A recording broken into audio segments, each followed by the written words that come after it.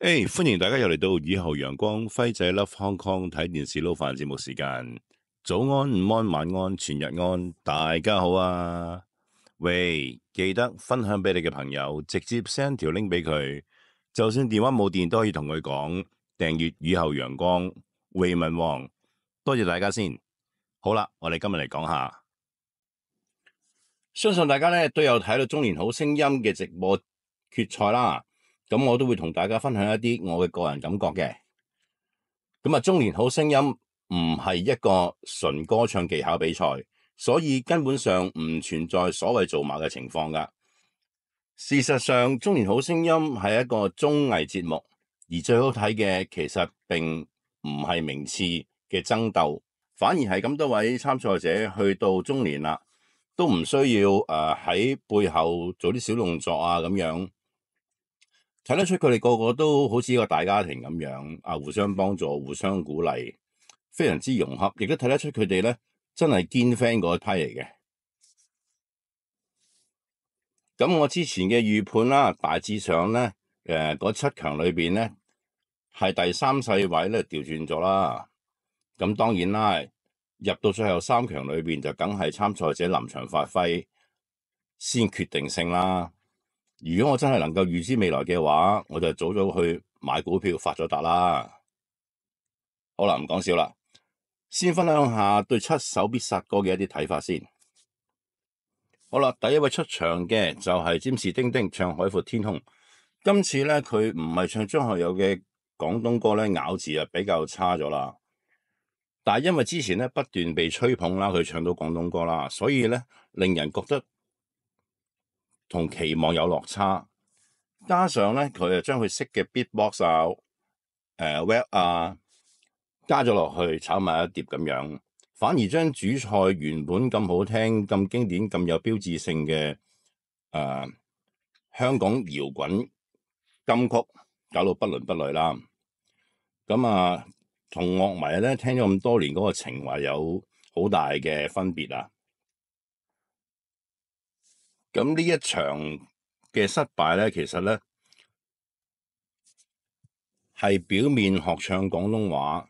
但係未真正深入了解到香港真正嘅搖滾流行文化嗰個底蘊喺邊度，以為着件好多釘嘅黑色皮褸就係搖滾，但係唔係香港嘅搖滾咯。咁佢都係用翻佢平時做開 show 揾食最擅長搞現場氣氛嘅方法啦。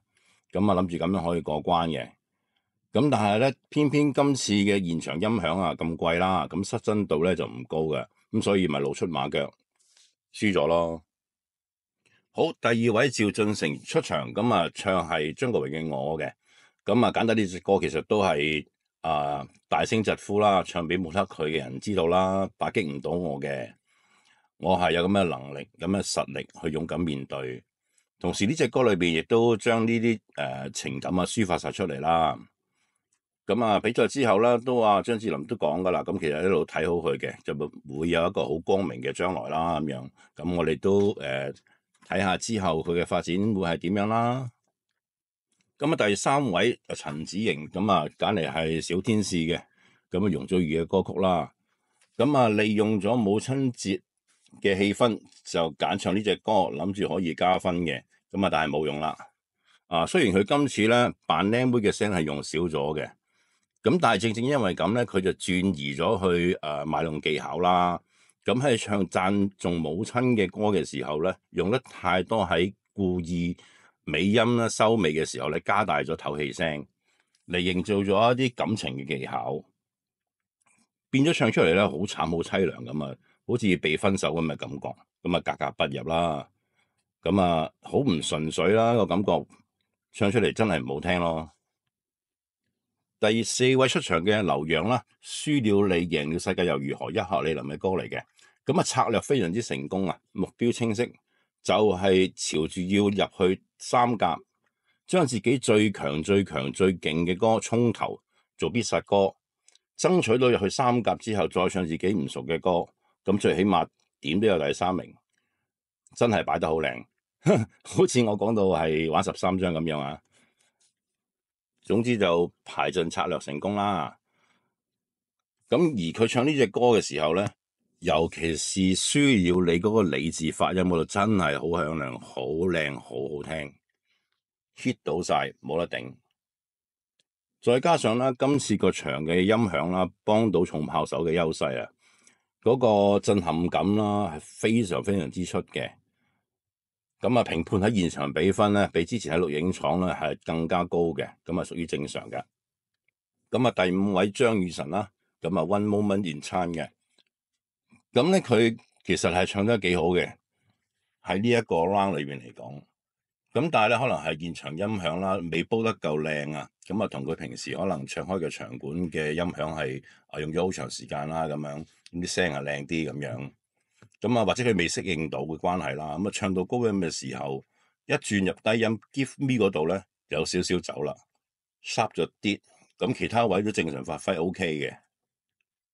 第六位李金海，為你我受冷風吹，林憶蓮嘅歌曲嚟嘅，咁可能佢真係好有信心啦，自己入硬三甲啦，咁佢策略上咧就嚴重失誤啊，可以咁講，同阿劉洋咧啱啱相反。咁啊，相信佢原本安排喺第二階段嘅時候嘅快歌慢歌應該係更加出色、更加好聽嘅。唉，今次呢首歌失手，聽落去嘅時候咧，好似係定高咗半個 key。咁啊喺中高音嘅音域裏邊，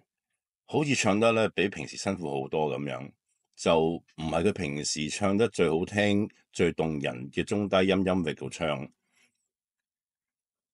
唱到將我嘅時候，用假音嗰度咧，直頭係炒咗粉添。咁啊，炒咗粉不特止，跟住仲要用咆哮音，導致到佢真係發揮唔到佢最強項，好溫暖嘅聲音講故事，好有感染力，去感動人嗰種演繹咯。可以肯定啊，如果佢呢隻歌必殺歌嚇，佢揀翻我之前有提及過啦，揀翻譚詠麟嘅歌，佢最拿手嘅入到3個嘅機會咧，必定係大過而家好多好多嘅，係真係可惜。咁壓軸啦，第7位黃渤啦，If I Ain't Got You 呢隻歌，咁其實好適合佢唱嘅，效果同我之前預判嘅係差唔多樣咁好噶啦。咁啊，相信現場聽一定會好聽好多嘅。點解咁講咧？因為我估計啦，因為今次係一個新嘅場館啦，咁係俾我聽得出咧，佢係應該有用到Live Auto Tune 去調校個混合個音咧，先至再經過電視放出嚟，就為免咧勁得就係嚇親老人家嘅。咁呢個係恰當嘅，咁同埋負責任嘅。咁但係變咗咧，純粹如果喺電視聽出嚟嘅話咧，黃渤呢首歌咧就好似變咗係唔夠震撼感咁啦。好啦，跟住落嚟咧，咁啊分享一下第2階段嘅比賽啦。咁啊講下劉洋先啦。咁佢呢兩隻歌咧，坦白講，其實咧歌詞部分咧的確係好多瑕疵嘅。咁但係絕對係揀得最接近題目嘅比賽專用大戲歌曲。因為始終佢已經入咗3甲，戰術上咧係好聰明嘅。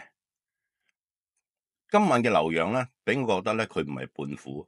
我直情覺得佢咧係叮當。喺佢嘅百寶袋裏邊，揞下有一樣新嘢，揞下有一樣新嘢，好有驚喜。佢揀嘅歌咧，真係揀得好識揀，兵行險着出奇招。雖然廣東歌同英文歌都唔係佢擅長嘅，但係出嚟嘅效果真係好好，甚至乎唔知佢唱乜，就算有啲卡 Q 都覺得好開心。咁佢自己又輕輕鬆鬆，好享受個舞台咁啊，可以攞到個季軍啦。跟住分享嘅係張雨晨啦，失策啦，總決賽嚟噶嘛，點解要去揀啲觀眾未睇過嘅一面？應該係將佢自己一貫最好、觀眾最 buy 嘅表現出嚟，先容易攞到冠軍噶嘛。偏偏咧，佢本身嘅音樂造詣真係太高，淨係相信自己，咁啊被自我咧連累咗啦。情況咧同上一屆譚輝智類似，太過藝術家，太冒險，我都唔明做乜唱情人喺尾段嗰度無啦啦走去 rap。rap 完之後嗰段咧，就將隻歌原本應該有嗰個高潮突然之間冇咗，我諗嗰度應該真係扣咗好多分。另外又揀錯歌啦，咁啊明知係羅志祥做評判嘅，咁啊仲揀阿蔡依林嘅歌，搞到阿羅志祥咧講嘅時候口窒窒咁啦，講到都亂晒啦佢。咁其實佢本身咁親切嘅樣貌啦，同呢隻歌咧其實係唔係好襯咁另類嘅曲風噶。咁如果係古卓文嗰隻樣咧，效果就會好多。咁佢今日嘅衫同造型啦都好特別啦，原來咧係揾佢一路以嚟用開曾經為張國榮同埋梅艷芳設計過舞台衫嘅時裝設計師，專登為佢度身訂做咁做嘅戰衣嚟嘅。不過快歌嗰套咧就真係太多嘢搞要去顧啦，又要除面罩，又要除衫，仲要着埋對高踭鞋。咁啊，影響到佢臨場水準去發揮啊！以至到後邊佢唱慢歌嘅時候咧，睇得出佢嘅眼神咧有啲浮啊，有啲虛嘅。咁啊，信心應該係減弱咗嘅。咁啊，喺娛樂新聞台訪問佢嘅時候啦，咁見到雨神媽媽咁啊，雍容華貴啦，笑得好甜啦。佢咁樣講就話好安慰個仔咧咁有毅力去堅持佢嘅夢想，好開心。咁啊，即場仲食咗一啖添。咁啊，張雨神都好感謝佢媽媽啦，一路以嚟嘅栽培啊，咁樣，咁啊場面都非常之溫馨嘅。咁同埋啦，睇到佢成個家族都喺馬來西亞飛過嚟支持佢啦，咁啊同佢一齊慶祝攞到呢個亞軍嘅。好啦，跟住落嚟咧，我哋講翻冠軍黃渤咁佢呢兩隻歌咧唱嘅時候咧，眼神都非常之堅定，好有火，表現出咧佢前所未有咁有壓台感，越戰越勇。尤其咧喺佢唱高崗上嘅時候咧，開頭嗰一句用唱山歌嘅方法咧，簡直有畫龍點睛嘅效果，非常之正，醒一醒，跟住即刻 focus 晒喺佢身上邊。咁啊，娛樂新聞台訪問佢嘅時候啦，咁啊，黃渤喺準備嘅時間咧，就有位同事咧即刻叫停一停，即刻幫佢執一執個樣，搞搞啲頭髮先。咁啊，睇得出咧對佢嘅重視程度嘅。咁開始訪問嘅時候啦，黃渤同韋爾珊一路拖住對方對手啦。咁啊，韋爾珊講啦，咁就話黃渤咧其實係最勤力、最努力嘅一個嚟嘅，日日都嚟上堂，練到同佢一齊笑、一齊喊，仲成日喺佢屋企一齊食飯、一齊過年，已經係當咗佢係半個女噶啦咁樣。嗱，黃渤呢啲咧，正正就係贏喺邊咧？就係贏在有阿 Victor 老師一路同行，旁觀者清咁樣俾最夠經驗嘅意見佢。咁黃渤跟住都話啦，佢唱最尾嗰首歌嘅時候，出場之前，其實就係諗緊佢同阿 Victor 老師一齊練歌嘅時候咁樣，當下一齊練歌嘅情況咁樣去唱出嚟，冇壓力而有神助，所以唱得咁好。所以咧，我點解之前成日都強調，一定要揾翻一個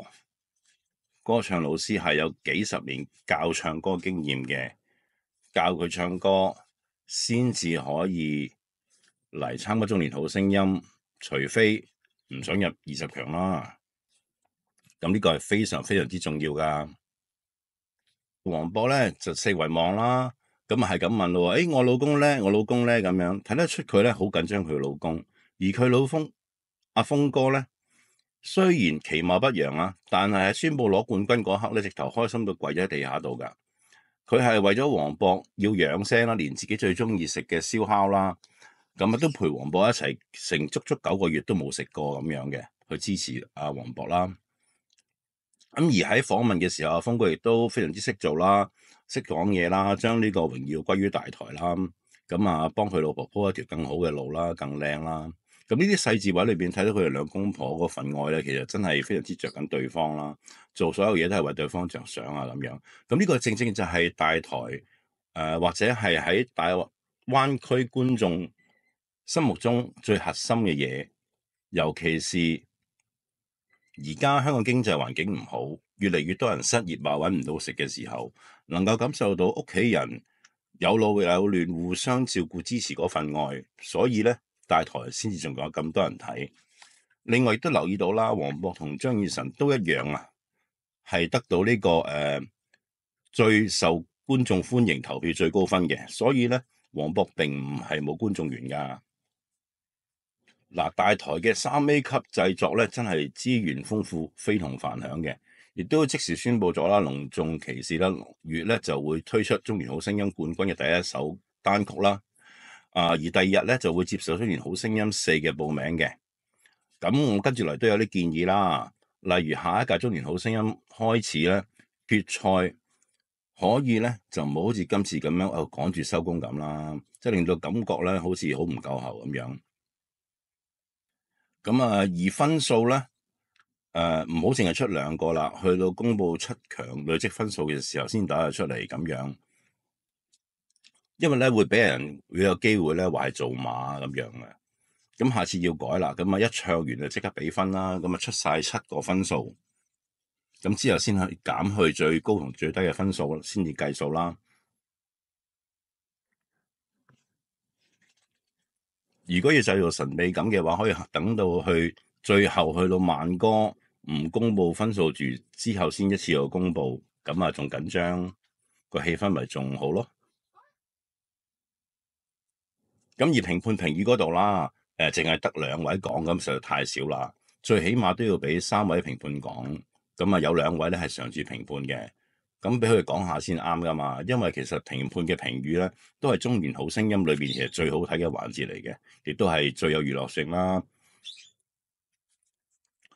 咁講翻啦，佢真係太趕啦。如果真係趕住要10點鐘散場嘅話咧，咁下一屆就應該係6時恭候7時入席，就正式開始總決賽，做多9個字咧，咁會好好多。